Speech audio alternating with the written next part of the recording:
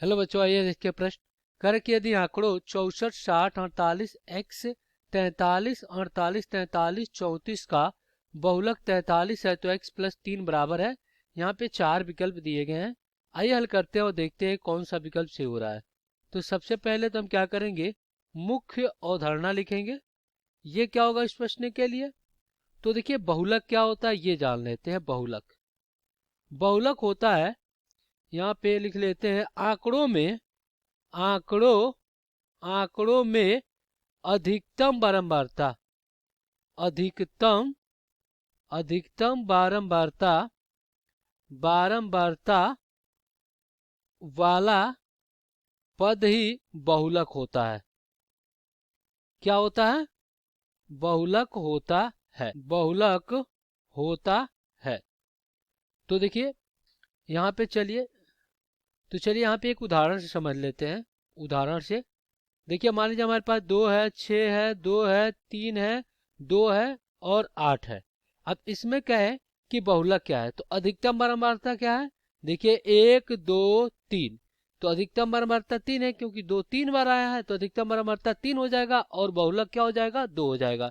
तो इसका बहुलक क्या होगा, इसका बहुलक 2 हो जाएगा, क्योंकि यही सबसे अधिक बार आया है।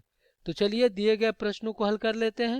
तो यहाँ पर जो अपने पास क्या दिए गए हैं, आंकड़े दिए गए हैं, वो क्या दिए गए हैं, 64, 60, 48, x, 48, 43, 48, 43, कितना दिया गया है, यहाँ पे 34 दिया गया है। और कह रहा है कि इसका जो बहुलक है वो कितना है, 43 है। तो हमें x का मान बताना है, यानी x प्लस 3 का मान बताना है कि क्या होगा। तो सबसे पहले यहाँ पे इन पद को लिखेंगे और देखेंगे कि कौन सबसे अधिक बार आया है। तो यहाँ पे देखा जाए तो 64 कितनी बार आया है, 1 बार आया है। और फिर यहाँ पे 60 कितनी बार आया है, वो आपका 1 बार आया है।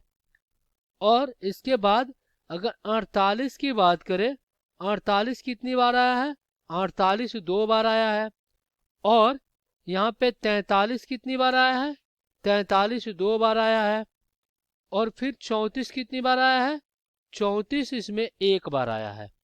यही तो है अपने पास। और देखिए हमें क्या करना है, इस x को बताना है कि ये क्या होगा।